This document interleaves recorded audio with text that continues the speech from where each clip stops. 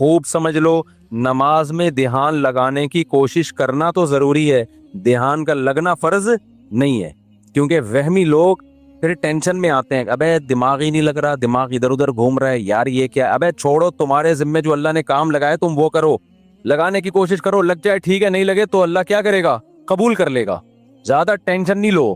سمجھتے ہو کہ نہیں سمجھتے؟ تو اپنا کام ہے غلاموں کی طرح, جو کام لگائے نا وہ کرو کام. ایک صاحب مجھے کہنے لگے مزہ ہی نہیں آ رہا, نماز میں مزہ ہی نہیں آ رہا. میں نے کہا اچھا تم مجھے بتاؤ, تمہارا باس تمہیں کوئی کام کہتا ہے کہ یہ چیک جا کے نا بینک سے کیش کرا کے لے آ, آپ کہتے ہو یار مزہ ہی نہیں آ رہا, بھائی ویڈیو نہیں بنائے لکھا ہوا ہے نا, آپ کہتے ہو یار مزہ ہی نہیں آ رہا. میں گیا, وہ فیلنگ ہی نہیں ہو رہی کہ باس کی خدمت کر رہا ہوں, وہ ثواب مل رہا ہے یا پیسے ملیں گے تنخواہ, وہ فیلنگز ہی پیدا نہیں ہو رہی. اب آپ گئے اور چیک کے بغیر واپس آ گئے. سر وہ اصل میں ایکچولی جو موٹیویشن چاہیے نا جو کام کرنے کے لیے, وہ موٹیویشن نہیں مل رہی, وہ ایک تھپڑ لگائے گا کھینچ کے آپ کو, بولے گا تیرے کو جو کام دیا تھا وہ تو نے کیا کہ نہیں کیا, فیلنگ ویلنگ گئی تیل لینے. تو اسی طرح اللہ نے جو ہمارے ذمے کام لگایا ہے نا, وہ کام لگائے, نماز پڑھو اور دل لگانے کی کوشش کرو, بس لگے نہ لگے یہ ہمارا مسئلہ نہیں ہے. کیونکہ لوگ چھوڑ دیتے ہیں, یار نماز میں کیا فائدہ, دل ہی نہیں لگ رہا, دماغ ادھر ادھر بٹتا ہے, تو یار ایسی نماز کا کیا فائدہ. ابے تیرے ذمے خدا نے نماز لگائی ہے, تجھے پڑھنا پڑے گی, اور نماز پڑھ, سلام پھر, پتلی گلی سے نکل. اب تو فرض پورا کرنا ہے ہم نے ہر صورت میں, ان چکروں میں نہ پڑا کرو کہ دل لگ رہا ہے کہ نہیں لگ رہا. سمجھتے ہو؟ تو اللہ نے فرمایا جو خشوع پیدا کرتے ہیں وہ لوگ جو ہم عن اللغو معرضون, دوسری صفت ایمان والوں کی لغویات سے بچتے ہیں, فضول کاموں سے بولو بچتے ہیں. فضول کام اسے کہتے ہیں جس کا نہ دنیا میں کوئی فائدہ ہو اور نہ آخرت میں کوئی فائدہ. پب جی کھیل رہے ہیں آپ, نہ دنیا میں فائدہ نہ آخرت میں فائدہ. فٹ بال کھیل رہے ہیں, فائدہ ہے, آپ کی صحت کیا ہوگی, اچھی ہوگی, اسٹیمنا فٹ بال سے ایسا بنتا ہے کہ آدمی خود فٹ بال بن جاتا ہے تھوڑے دنوں میں, ادھر جا رہا ہے ادھر جا رہا ہے ادھر جا رہا ہے, ایسے ہو جاتا ہے, بشرطے کہ کپڑے پورے پہنے ہوئے ہوں, 2-3 اسٹیکر نہ چپکائے ہوئے ہوں باڈی پہ, ٹھیک ہے نا, پراپر ڈریس میں.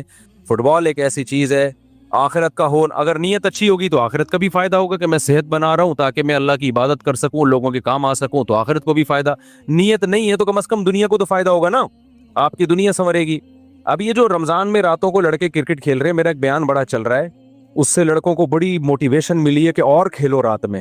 وہ بیان میں نے اس پہ نہیں کیا کہ اب اس پہ کلپ بنانا لازمی کہ پوری بات بتانا, وہ بیان میں نے اس پہ نہیں کیا ہے کہ کھیلو, بلکہ میں نے ایک تھوڑی سی تعریف کی ہے. چلو یار پب جی سے کیا ہے, اچھا ہے, چلو دن سو کے گزار لیتے ہیں, روزہ تو رکھ لیتے ہیں نا, تو some thing is better than nothing.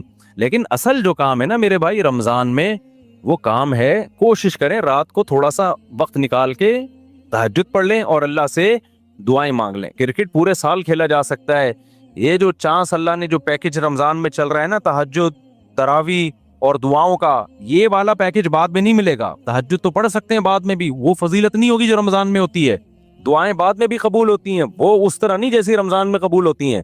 تو اس لیے جو نوجوان لڑکے ساری رات کرکٹ کھیل رہے ہیں, بھائی کھیل لیں, لیکن تھوڑا سا ٹائم اللہ کے لیے بھی بولو نکال لیں. دوسری بات یہ کہ کوئی بھی کھیل اس طرح سے کھیلنا کہ اہل محلہ کو تکلیف ہو, تکلیف دینا تو کسی صورت میں جائز نہیں. بعض اہل محلہ کی طرف سے شکایتیں آئی ہیں, کراچی میں دور دور سے لوگوں کے میسج آئے کہ آپ نے کرکٹ کھیلنے کے اور فضائل رمضان میں بیان کر دیے, ہمارا ناک میں دم کر کے رکھا ہوئے لڑکوں نے, ہمیں سونے نہیں دیتے, ہم جب سوتے ہیں تو وہ چیخو پکار کی آواز, ہماری نیند غائب.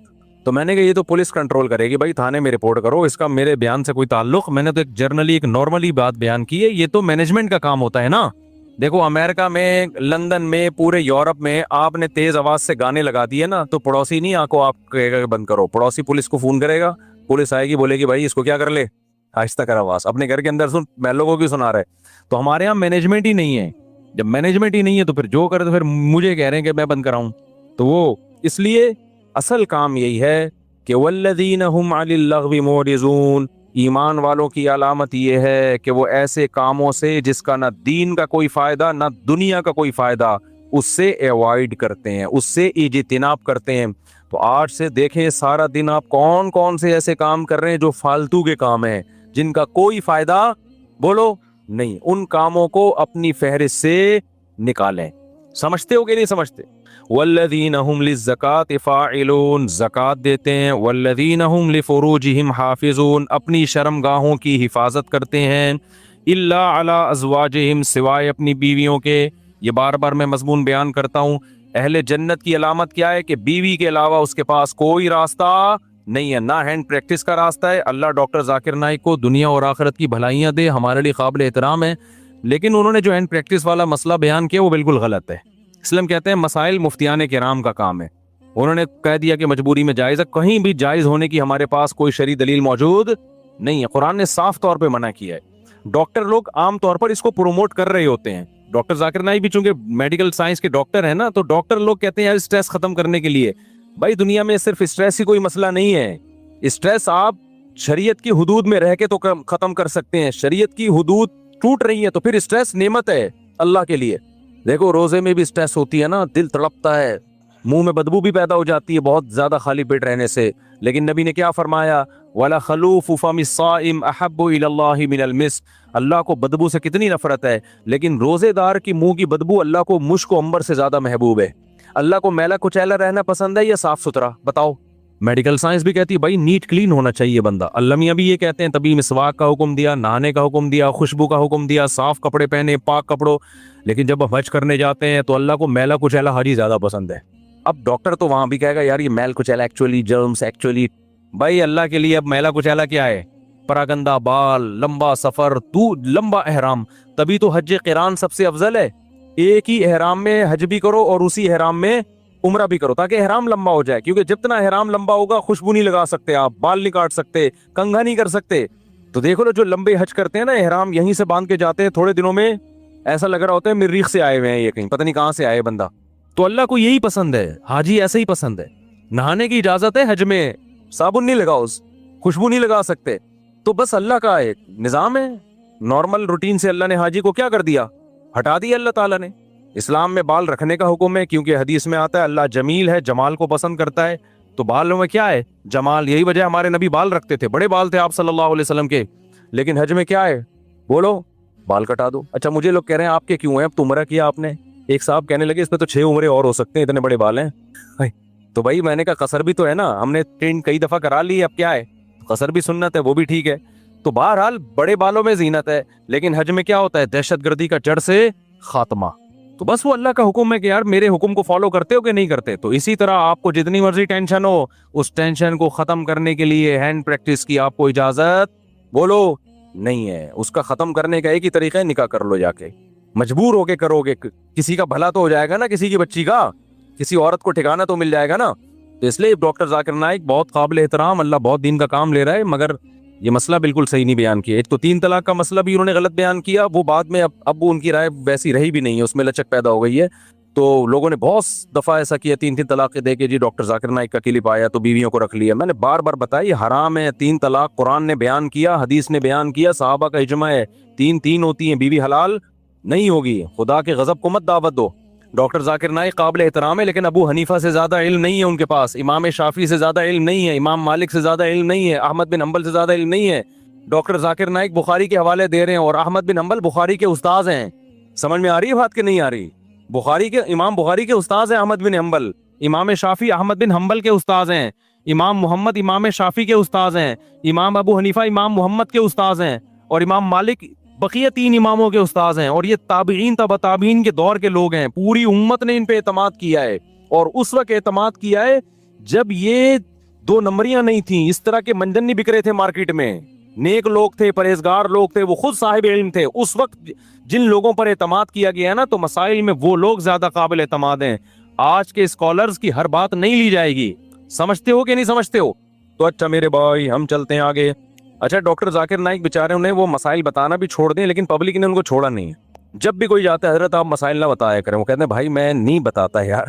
وہ ایک دفعہ شکایت کر رہے تھے کہ جو آتا ہے نا ایک ہی بات لے کے آتا ہے، تو اس لیے کہیں میرا پیغام جا رہا ہے نا لوگوں تک، کوئی ڈاکٹر صاحب سے ملنے کے لیے جائے نا تو کائنڈلی یہ والی بات ان سے نہ کرے، جائے تمیز سے ملاقات کرے، سلام دعا کرے، اور ان کے ادارے کے لیے کوئی تعاون کرنا ہے تو تعاون کرے، اور پتلی گلی سے آ جائے۔ جو جا رہا ہے کہ حضرت آپ نے وہ مسئلہ بیان کیا تو وہ مسئلہ بیان کیا، وہ کہہ رہے بھائی مجھے چھوڑ دو یار میرے حال پہ، چلو آگے میرے بھائی۔ جو کام وہ کر رہے ہیں اس میں ان کے ساتھ تعاون بھرپور طریقے سے کرنا چاہیے۔ جس غیر مسلموں کو دعوت دینا، کتنے لوگوں کو مسلمان کر لیا، اور کتنا قطر کی گورنمنٹ نے بھی بلایا نا۔ لوگ پہلے کہتے تھے کہ اسلام تلوار سے پھیلا ہے، اب لوگ کہیں گے اسلام فٹ بال سے پھیلا ہے۔ پہلے مشہور تھا کہ اسلام کس سے پھیلا ہے، تلوار سے. علماء نے بتایا نہیں جی اخلاق سے پھیلا ہے. اب نہ اخلاق سے پھیلا ہے نہ تلوار سے پھیلا ہے. اسلام کس سے پھیلا ہے؟ فٹ بال سے. قطر میں فٹ بال کا ٹورنامنٹ ہوا نا, پتہ نہیں کتنے لوگ مسلمان ہو گئے ڈاکٹر ذاکر نائک کے ہاتھ پہ. تو اس چیز میں ان کے ساتھ بھرپور تعاون کرنا چاہیے, اور ہر وقت جا کے طنز کرنا, طعنے کرنا, یہ چیز بالکل بھی مناسب نہیں. چلو میرے بھائی ہم آگے چلتے ہیں. تو اللہ میاں نے یہاں پر بتایا کہ اپنی شرمگاہوں کی حفاظت کرتے ہیں, یعنی اپنی خواہش پوری نہیں کرتے سوائے اپنی بیویاں اور باندیوں سے. باندیوں کا سیٹ اپ آج کل کیا ہو گیا ہے؟ ختم. بین الاقوامی معاہدہ ہے, اب کوئی کسی کو باندی نہیں بنا سکتا. کوئی عورت آ کے باندی بننا بھی چاہے نا کہ میں آج سے آپ کی غلام ہوں, لونڈی ہوں, نہیں ہو سکتا. یہ سمجھتے ہو اسلام نے آزاد عورت کو یہ رائٹ ہی نہیں دیا کہ وہ کسی کی باندی بن جائے. وہ صرف جنگوں میں قید ہوا کرتی تھی اور پوری دنیا میں یہ تھا کہ یہ معاہدہ تھا.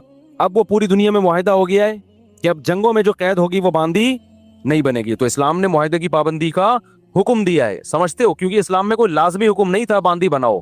پاکستان سے کسی نے پوچھا ہے کیا مرد اور عورت کی نماز کے طریقے میں کچھ فرق ہے؟ جیسا کہ بعض علماء کہتے ہیں, کئی بار یہ مسئلہ ایکسپلین کر چکا ہوں, فرق ہے.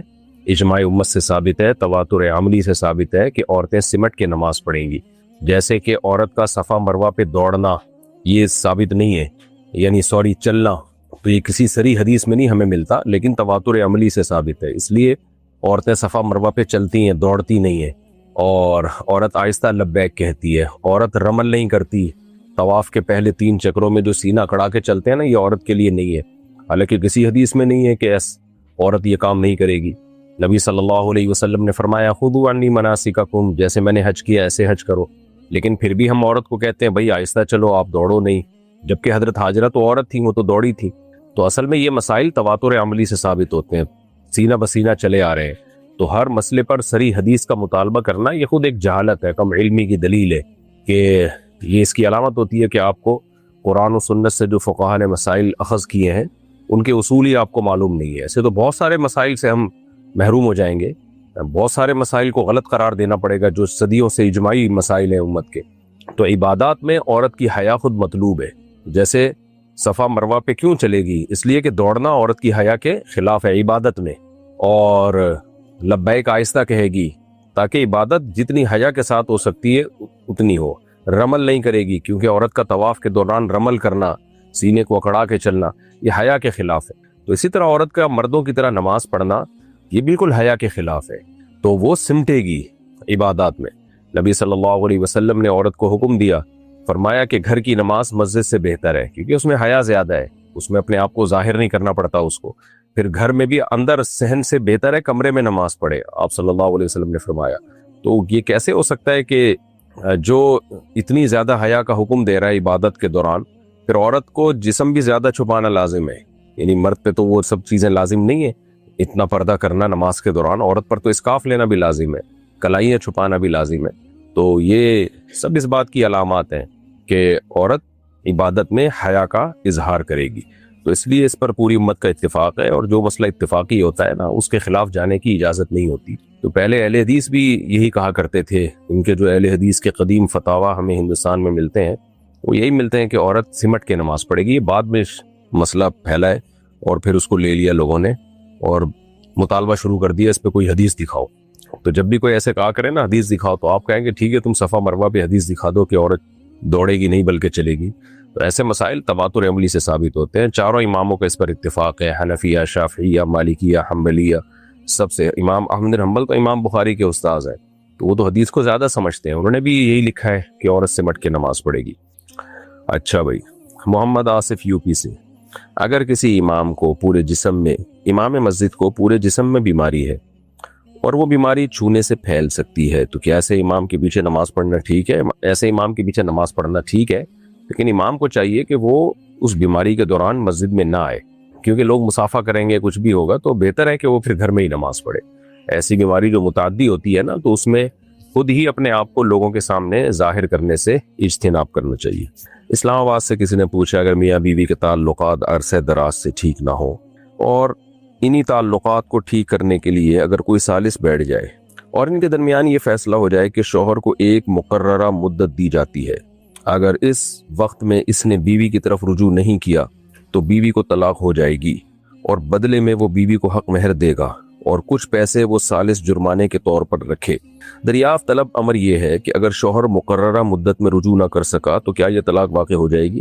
دیکھیں، اگر شوہر نے ثالث کو یہ اختیار دیا تھا کہ آپ جو فیصلہ کرو گے مجھے منظور ہوگا، اور اس فیصلے میں ثالث یہ بھی کہے کہ اگر میں نے فیصلہ کیا کہ مجھے یہ بھی حق دیں کہ آپ کی بیوی کو میں طلاق بھی دے سکتا ہوں یا نکاح ختم کرا سکتا ہوں یا اس کے خلا کی پیشکش کو میں قبول کر سکتا ہوں، تو اگر صاف لفظوں میں شوہر نے ثالث کو یہ حق دیا، یہ رائٹ دیا، تو پھر تو یہ شرط نافذ ہو جائے گی، اور شوہر نے رجوع نہیں کیا تو ثالث کو یہ حق ہوگا کہ وہ نکاح ختم کر دے، کیونکہ شوہر نے ثالث کو یہ رائٹ دیا۔ یا شروع میں تو یہ رائٹ ثالث کو شوہر نے نہیں دیا تھا، لیکن ثالث نے جب یہ فیصلہ کیا کہ اگر رجوع آپ نے نہیں کیا تو پھر آپ کی بیوی کو طلاق واقع ہو جائے گی، اور طلاق سے مراد بھی طلاق بائن یعنی نکاح ختم ہو جائے گا، تو اور شوہر نے اس پیشکش کو قبول کر لیا کہ ٹھیک ہے جی میں اس فیصلے کو قبول کرتا ہوں، تو قبول کرنے کے بعد بھی پھر طلاق واقع ہو جائے گی، کیونکہ یہ طلاق کا حق اللہ نے ہسبینڈ کو دیا ہے، شوہر کو دیا ہے، تو وہی حق ثالث کو بھی دے سکتا ہے، یا ثالث جب یہ حق لے اور اس پہ وہ ایگری ہو جائے شوہر تو بھی ٹھیک ہے، لیکن اگر شوہر اس پیشکش پہ ایگری نہیں ہوا تو پھر خود بخود طلاق واقع نہیں ہوگی۔ باقی جرمانے کی جو شرط ہے نا کہ اتنا جرمانہ دے گا، یہ شرط کا لدم ہے۔ لا يحل مال امرئ مسلم الا بطیب نفس منہ، کسی کا مال اس کی دل کی خوشی کے بغیر حلال نہیں ہے، تو یہ جرمانے کی جو شرط لگا دی کہ آپ اتنا پیسہ بھی دیں گے، تو اگر یہ شوہر مان بھی لیتا ہے نا پیسہ بھی دوں گا، تو بھی اس پر لازم نہیں ہے کہ اتنا پیسہ دے وہ، ہاں حق مہر کا جو ہے حق وہ دینا پڑے گا۔ ثاقب رحمان بھارت سے، قتل کرنا حرام ہے، کیا قتل نہ کرنا ثواب ہے؟ زنا کرنا حرام ہے، کیا زنا نہ کرنا ثواب ہے؟ شراب پینا حرام ہے، کیا شراب نہ پینا ثواب ہے؟ اس پر تھوڑی سی روشنی ڈالیں۔ دیکھیں، قتل کرنا حرام ہے، قتل نہ کرنا اس وقت ثواب ہے جب قتل کا موقع ملے اور اس میں آپ کو فائدہ ہو رہا ہو اور آپ اللہ کے خوف سے بچ جائیں تو ثواب ہے۔ ایویں قتل نہ کرنا کہ کیسے ثواب ہو گیا؟ یہ تو پھر ساری دنیا نہیں قتل کر رہی، تو کیا ہر وقت ثواب مل رہے ہیں ان کو؟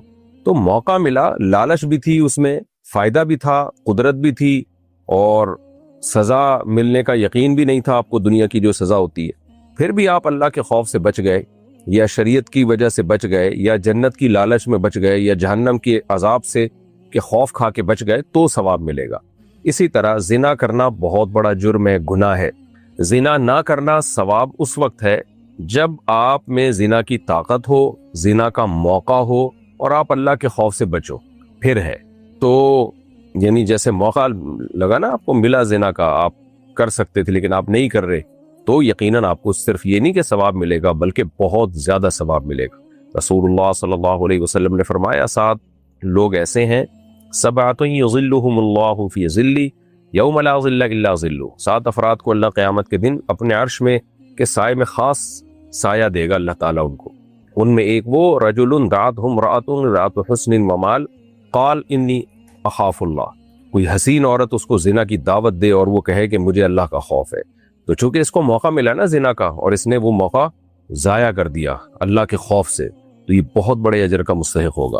تو کسی گناہ کا انسان کو موقع ملتا ہے، جیسے شراب پینے کا موقع ملا، اس کو دل چاہ رہا تھا پینے کا، نہیں پیا اس نے، نہیں پی اس نے، تو یہاں اس کو شراب چھوڑنے کا ثواب ملے گا۔ اچھا بھائی، مہاراشٹر انڈیا سے کسی نے پوچھا ہے، میرا ایک دوست ہے، اس سے بچپن میں زنا ہو گیا تھا لیکن اس کو پتہ ہی نہیں تھا کہ یہ گناہ ہے، اگر اس کو بڑے ہو کر پتہ چلا تو کیا اس کی معافی ہے؟ اگر ہے تو پھر کیسے کریں؟ دیکھیں، بالغ ہونے کے بعد کم علمی یہ کوئی عذر نہیں ہے شریعت میں، تو اگر گناہ ہو گیا تھا توبہ استغفار کرے اللہ سے، اور اپنے جرم کا کسی کے سامنے اظہار نہ کرے، خوب گڑ گڑائے روئے اللہ تعالیٰ کے سامنے۔ زنا ایسی چیز نہیں ہے جس کے بارے میں علم ہونا ضروری ہو، یہ طبعی طور پر انسان اس کو برا سمجھتا ہے، یہ اللہ نے اس انسان میں ایسے سافٹ ویئر ڈال دیے ہیں کہ اس کو پتہ ہوتا ہے کہ میں غلط کام کر رہا ہوں۔ جیسے جھوٹ، آپ کہیں کہ اس کو پتہ ہی نہیں تھا کہ جھوٹ بولنا گناہ ہے، تو بھائی جھوٹ بولنا تو آپ کا ضمیر آپ کو کہے گا یہ آپ گناہ کر رہے ہو۔ تو ایسے ہی زنا بھی ایسی چیز نہیں ہے کہ آپ کو یہ لگے کہ یہ گناہ نہیں ہے، یہ تو ضمیر انسان کا کہتا ہے کہ یہ جرم کر رہا ہوں میں۔ کچھ گناہ ایسے ہیں جو اللہ نے انسان کی فطرت میں اس کے سافٹ ویئر ڈال دیے، فطرت بتا دیتی ہے کہ یہ آپ غلط کر رہے ہیں۔ یہ تو دنیا چونکہ شہوت پرست بن چکی ہے، اب زنا کو لیگل کر دیا، خدا کا خوف ختم ہو گیا، فطرت سے بغاوت، خواہشات کے غلامی تو ہے، ورنہ دنیا کی ہر قوم میں، ہر مذہب میں زنا ہمیشہ سے حرام ہی رہا ہے۔ تو اب سیکولر لبرل قوتوں نے انسانوں اور گدے گھوڑوں میں فرق ختم کر دیا ہے اور زنا پہ ڈال دیا پوری دنیا کو. تو بہرحال جرم ہوا, اس کو چاہیے اللہ سے خوب گڑ گڑا کے ایک دفعہ معافی مانگ لے, پھر ہمیشہ کے لیے بھول جائے اس جرم کو. متحدہ عرب امارات, اللہ نے مجھے 2020 میں بیٹی سے نوازا. میں نے اپنی بیٹی کا نام مرحا رکھا. اکثر وہ بیمار رہتی ہے, ہر دوسرے مہینے کبھی پیٹ خراب, کبھی گلا خراب ہو جاتا ہے. مجھے رشتہ داروں نے نام بدلنے کا مشورہ دیا, رہنمائی فرمائے مجھے کیا کرنا چاہیے. دیکھیں, نام کا اس سے کوئی تعلق نہیں ہے. مرحا نام تو مجھے کوئی یہ ٹھیک نہیں لگ رہا, ویسے ٹھیک نہیں ہے, لیکن اس سے تعلق نہیں ہے کہ گلا خراب اور پیٹ خراب کا مرحا سے تعلق ہے. اگر چینج کر دیں گے تو گلا ٹھیک ہو جائے گا. میرا گلا کتنا خراب ہے تو کہ میں اپنا نام چینج کر دوں کیا؟ تو کئی دنوں سے خراب ہے, اب کل دوا لی ہے میں نے, اللہ کرے ٹھیک ہو جائے. آواز بیٹھ گئی ہے مسلسل, بولا نہیں جا رہا. تو یہ تو مسائل رہتے ہیں کسی کے ساتھ. آپ گلا جو ہے وہ اچھے ڈاکٹر کو بتائیں, دکھائیں. توہمات کی دنیا جو ہے نا, جو اس میں ایک دفعہ پڑ گیا نا وہ برباد ہو گیا بس. یعنی وہم ہے نا آپ کو کہ شاید نام ہو, کل کوئی پاگل اٹھ کے بولے گا کہ اس کے جو آپ نے جتنے کپڑے پہناتے ہیں نا وہ سارے چینج کر دیں, یہ سارے اٹھا کے پھینک دیں, آپ دوسرے کپڑے پہنا دیں اس بچی کو, شاید ٹھیک ہو جائے. شاید کا دنیا میں کوئی انتہا نہیں ہوتی. کل کوئی کہے گا فلاں نے یوں کر کے دیکھا تو اس کی نظر لگی ہے, اس سے گلا خراب ہے, تو اب فلاں سے ملنے پر پابندی لگا دیں, فلاں کے دیکھنے پر پابندی لگا دیں. تو دنیا میں جو لوگ شاید اور توہمات کے پیچھے چلتے ہیں ان کی زندگی برباد ہی ہوتی ہے. گراؤنڈ ریئلٹی کو دیکھ کر زندگی گزارا کریں تو گلے خراب بھی ہوتے ہیں, بچوں کے پیٹ بھی خراب ہوتے ہیں, اور بچوں کی بیماریاں تو بچپن کے ساتھ ختم ہو ہی آتی ہے. تو اس لیے اتنا بڑا ٹینشن والا مسئلہ نہیں ہے یہ.